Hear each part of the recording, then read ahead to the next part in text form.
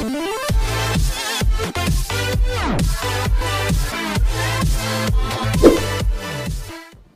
आप अपने आने वाले कॉम्पिटिटिव एग्जाम्स के लिए चाहते हैं बेस्ट क्वालिटी कंटेंट, तो अभी सब्सक्राइब कीजिए इंडियन कंपटीशन क्लासेस को और बेल आइकन को दबाना बिल्कुल ना भूलें। हेलो स्टूडेंट, मैं Pushpendra Singh Indian number 1 classes के यूट्यूब चैनल में आपका स्वागत करता हूं। आज हम लेकर आए हैं बहुत इंपॉर्टेंट टॉपिक, भारत का नदी तंत्र। भारत का नदी तंत्र, ठीक है। इसमें हम एक एक करके सब चीजों को कंप्लीट करेंगे। ये बहुत लंबा टॉपिक होने वाला है, कई वीडियोज बनेंगी इसमें, ठीक है। तो हम सबसे पहले बात करते हैं, जो भारत में नदियां है ना, वो दो प्रकार की नदियां हैं, ठीक है। एक हिमालयी नदियां और एक प्रायद्वीपीय नदियां। जबकि मतलब जैसा कि नाम से है विदित, हिमालयी नदियां क्या होती है, जिनका कहीं ना कहीं स्रोत हिमालय के पास के ग्लेशियरों से है, वो हिमालयी नदियां रहती है। और इनमें हमेशा जल रहता है। इनमें क्या रहता है, हमेशा जल रहता है, क्योंकि ग्लेशियरों में से निकला रहता है, ठीक है। प्रायद्वीपीय नदियां मतलब ये क्या, मौसमी नदियां कहते हैं। मौसमी नदियां जो मौसम के अनुसार, बरसात का मौसम में तो बहने लगेंगी, बाकी बंद हो जाएंगी।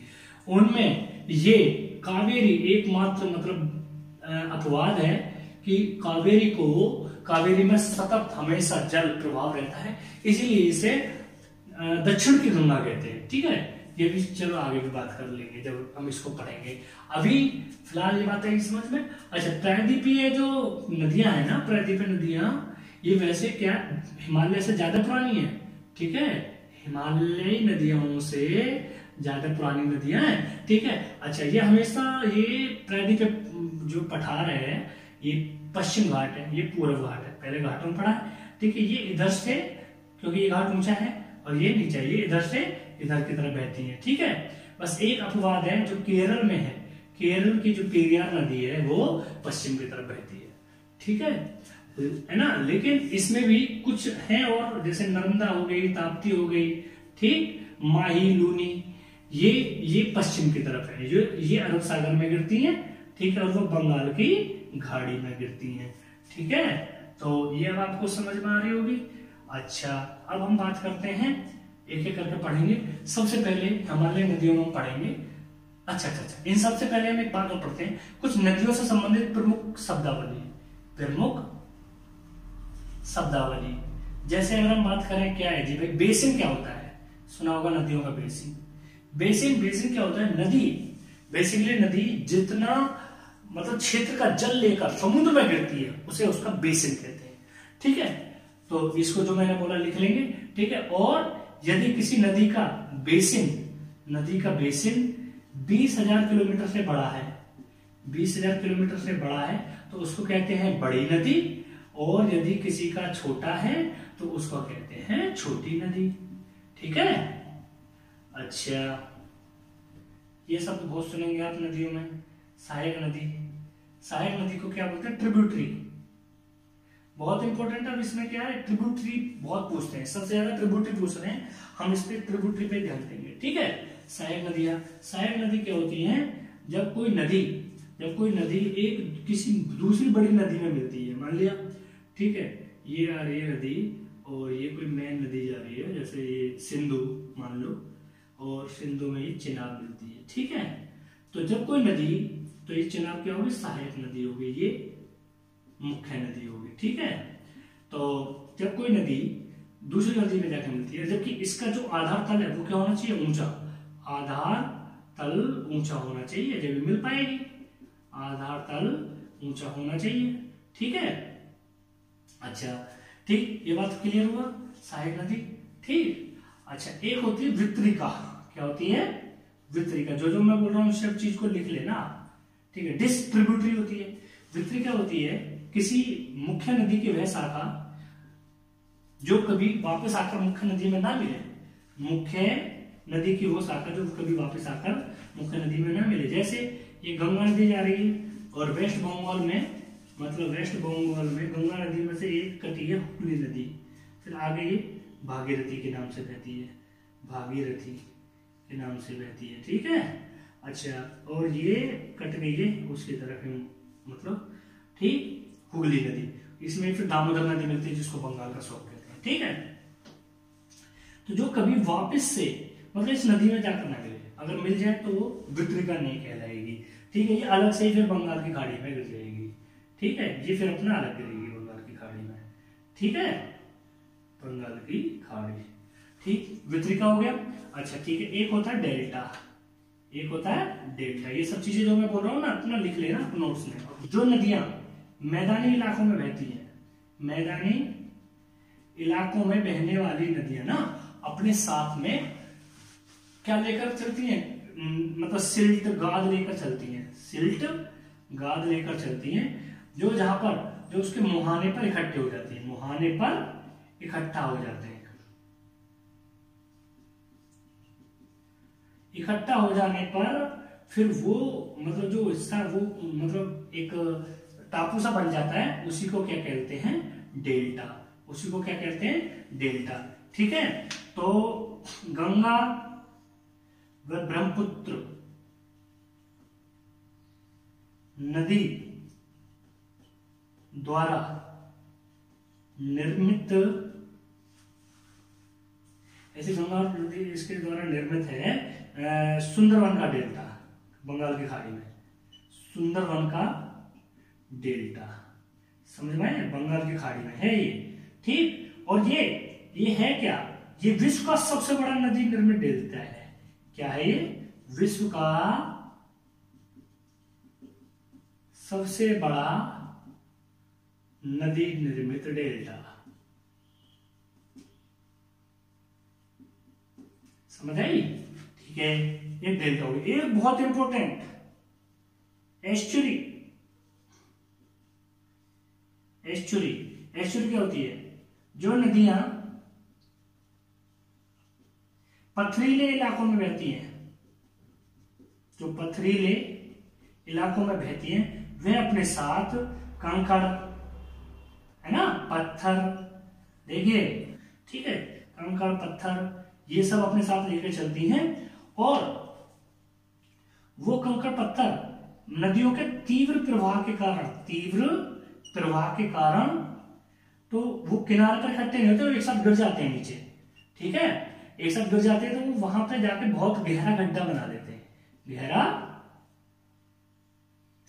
गार्ज बना देते हैं या गड्ढा। ठीक है, गहरा गड्ढा बना देते हैं, जिसे क्या कहते हैं, एस्चुरी कहते हैं। समझ आया होगा, एस्चुरी कौन कौन सी नदियां बनाती हैं, एग्जाम्पल हमारी हो गई नर्मदा, ताप्ती, ठीक है, माही, नर्मदा, ताप्ती, माही, जो क्योंकि ये जो है मतलब पहाड़ों, जो पत्थर के पहाड़ होते हैं उनके बीच में से बहती है। ठीक, अब हम बात करते हैं सिंधु नदी तंत्र। कौन सा नदी तंत्र, सिंधु नदी तंत्र। अब थोड़ा समझ लीजिए सिंधु नदी तंत्र में, तो सबसे पहले हमारी बात क्या है, ये कहां से निकलती है, हर एक किसी नदी के बारे में ये बात पता होना चाहिए भाई। सिंधु नदी तंत्र, उद्गम कहां है इसका, तिब्बत, तिब्बत में मानसरोवर झील, मान सरोवर झील के पास, बहुत इंपॉर्टेंट बात है आगे जो लिख रहा हूं, सानो खया वाव, सानो खया वाव ग्लेशियर से, इसको मुझे क्योंकि यहाँ पे डायग्राम आना पड़ेगा तो यहां लिख देता हूं, सानो खया वाव हिमनद, ग्लेशियर को हिमनद भी बोलते हैं, हिमनद से निकलती है। ठीक है, अच्छा, इसका प्रवाह क्षेत्र कहाँ कहाँ है, प्रवाह क्षेत्र थोड़ा सा तिब्बत में है क्योंकि तिब्बत से निकलती है, फिर भारत में प्रवेश करती है और फिर पाकिस्तान में। ठीक, और मुहाना, अभी हम देखो पूरा देख लेंगे, मुहाना क्या है, अरब सागर, अरब सागर, कराची के पास, कराची के पूर्व में।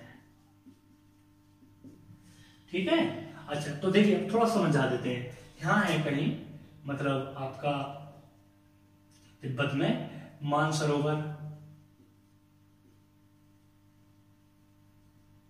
झील के पास, सानो खया वाव हिमनद, थोड़ा राइटिंग को देख लीजिएगा। ठीक है, हिमनद से, तो ये इस तरीके से पहले यहां बहती है, फिर यहां से एक क्या है, दमचौक नामक स्थान है यहाँ। ठीक है, अभी वो मैंने थोड़ा पूरा नहीं बनाया, अभी तो पूरा आपको ये बना देता हूँ। और ये हो गया ये दमचौक, ये ऑक्साइड चेन बनाया ऊपर मैंने, ठीक है। दमचौक नामक स्थान से बहती है। और हाँ, इसकी जो लंबाई है, इसकी लंबाई है जी भैया 2900 किलोमीटर। कितनी है? 2900 किलोमीटर। और भारत में, ये भारत में कितनी बहती है? भारत में बहती है 1114 किलोमीटर। क्लियर है? ठीक है। अच्छा, ये भारत में बहती है और यहाँ से निकलती है चिल्लास नामक स्थान पर, पीओके में है। कौन सा? चिल्लास, कई बार आ चुका है, ठीक है। चिल्लास नामक स्थान पर फिर ये इधर ये बहती है, ठीक है। अब इसमें आके मिलती हैं इसकी सहायक नदियां। क्या मिलती हैं? इसकी सहायक नदियां। तो सहायक नदियां देखिए, मैं लिख नहीं सकता हूं, मतलब लिख सकता हूं। तो इसकी झेलम, रावी, चिनाब, ठीक है। लेकिन हम इनको ना एक क्रम से बात करते हैं, ठीक है। जैसे अगर हम बात करें झेलम, झेलम कुछ यहां से निकलती है, ठीक है।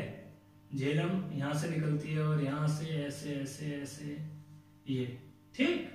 अच्छा, और फिर चिनाब यहां से निकलती है। ये कौन सा दर्रा बताना जरा? बाड़ा लाचा, बाड़ा, वो तुम समझ जाओगे, ठीक है। ये यहां से, ये अब देखो डायग्राम का ना, चलो, यहां से चिनाब निकलती है, ठीक। ये चिनाब हो गया,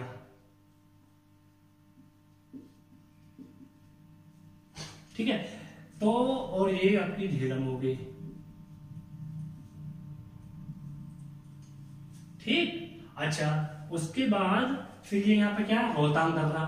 यहाँ पे क्या है? ये एचपी है, रोहतांग, वो तुम्हें सब समझ में आ रहा है। रोहतांग दर्रे से निकलती है व्यास नदी, व्यास नदी ऐसे ऐसे ऐसे ऐसे ऐसे ऐसे और यहाँ जाके इसमें मिल जाती है, ठीक है। और इधर से फिर सतलज नदी, यहीं से सतलज नदी का इधर ये मानसरोवर झील है, ठीक है। इधर से ही निकलती है और ये यहाँ से कौन सा दर्रा है? सिपकिला।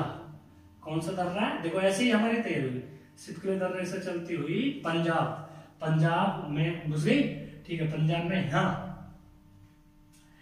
वो हरी के बराज में मिलती है और यहाँ पे हरी के बराज में व्यास नदी में मिलती है, ठीक है। ये क्या है? ऊपर व्यास और ये पीछे से आ रही है सतलज, ठीक। यहां से ये एक शाखा हो जाती है, फिर ये यहाँ पे ये मिल जाती है, ठीक है। और ये फिर चारों पांचों नदियां मिलकर यहाँ इस तरीके से इसमें मिलती है। और यहाँ मिलती है ये मिठनकोट के नीचे, मिठनकोट एक स्थान है, उसके नीचे ऊपर, ठीक है, मिठनकोट के ऊपर। और यहाँ इस तरीके से अरब सागर में गिर जाती है, ठीक है। अरब सागर में गिर जाती है, ठीक है। यहाँ इसके इधर पूर्व में क्या है? कराची, इधर पश्चिम में कराची, ठीक। अब हमारी इसकी बात आती है और इसमें क्या है? तो ये सारी इसकी क्या है? सहायक नदियां हैं। तो सहायक नदियों का हम उत्तर से दक्षिण के क्रम में लिखेंगे, उत्तर से दक्षिण के क्रम में। तो अब देखो, एक मैंने ट्रिक बनाई है, खैर ये उल्टा है, मैं उल्टी याद करनी है। देखो वैसे तो देखो मुझे तो याद है, मैं लिख दे रहा हूं, लीजिए। झेलम, चिनाब, रावी, व्यास, ठीक है, और ये सतलज। इनको हाँ पंचनद कहते हैं। इनको क्या बोलते हैं? पंचनद। पर 1 2 3 4 और 5वीं नदी पंचनद आके इसमें पंचनद, ठीक है। अच्छा, इसमें क्या क्या पूछता है? इसका उद्गम स्थल, इसका उद्गम और इसका मुहाना, समझ आया? मुहाना जहां पर गिरती है। अच्छा, झेलम का उद्गम स्थल कहाँ है? शेषनाग झील, शेषनाग झील। ये कहाँ है जी? जम्मू कश्मीर में। और इसी में क्या है? वुलर झील। इसी में क्या है? वुलर झील, ठीक। और झेलम का मुहाना कहाँ है? चिनाब, समझ आया? ठीक है, चिनाब की बात करते हैं। चिनाब कहाँ है? चिनाब है जी बाड़ा लाचा, बाड़ा। देखो क्योंकि हमने डायग्राम से पढ़ा है, इससे पहले दर्रे पढ़ लिए थे तो बिल्कुल याद रहेगा। मैंने कहा ना, ये इतने बोरिंग टॉपिक थे या हैं, पर मैंने इनको बहुत आसान बनाने की कोशिश करी है। तो प्लीज जैसे मैं बोलूं नोट्स बनाते रहें, उसको एक बार रिवाइज करें, डायग्राम से पढ़ें, बस बात खत्म, ठीक है। तो बाड़ा लाचा दर्रा, बाड़ा लाचा दर्रा, ठीक है। अच्छा, ये कहाँ है? HP में। और चिनाब, चिनाब किसमें मिलती है? सिंधु में। इसका माना क्या है? सिंधु। रावी, रावी ये रोहतांग दर्रा है, रोहतांग दर्रा। ये कहाँ है? कांगड़ा जिले के पास। ये कहाँ निकलती है? कांगड़ा जिले के पास। और मिलती किसमें? चिनाब में, ठीक। अच्छा, रावी हो गई, ठीक है। फिर व्यास, व्यास भी रोहतांग दर्रे से निकलती है, रोहतांग दर्रे से निकलती है, ठीक है। और ये मिलती है जी सतलज में, ये सतलज में मिल जाती है। सतलज फिर इसको लेकर आती है और सतलज निकलती है कहां से? राकसताल, एक जगह है राकसताल, मानसरोवर झील के पास, मानसरोवर झील के पास, है ना। और ये कहाँ मिल जाती है? ये भी चिनाब में गिर जाती है, ठीक। अच्छा, बहुत से इनकी लंबाई याद करेंगे, लंबाई प्लीज इसकी याद कर लो बस, ज्यादा भैया अगर याद कर सकते हो तो बहुत अच्छी बात। पर मैं कोई बताऊं, मैं बहुत जरूरी चीजें याद रख पाता हूँ। बाकी तो ये आपकी 5 नदी हो गई, ये विक्रम हो गए, मुहाने हो गए, सिंधु नदी तंत्र में, बस अगर इतना कर लेंगे। हाँ, एक बात और रह गई है, एक बात क्या रह गई है? जो आपकी जो ये है चिनाब नदी, ये आपकी चिनाब नदी है ना, चिनाब नदी को लिख लो। चिनाब नदी को हिमाचल में, चिनाब नदी को HP में चंद्रभागा कहते हैं। क्यों?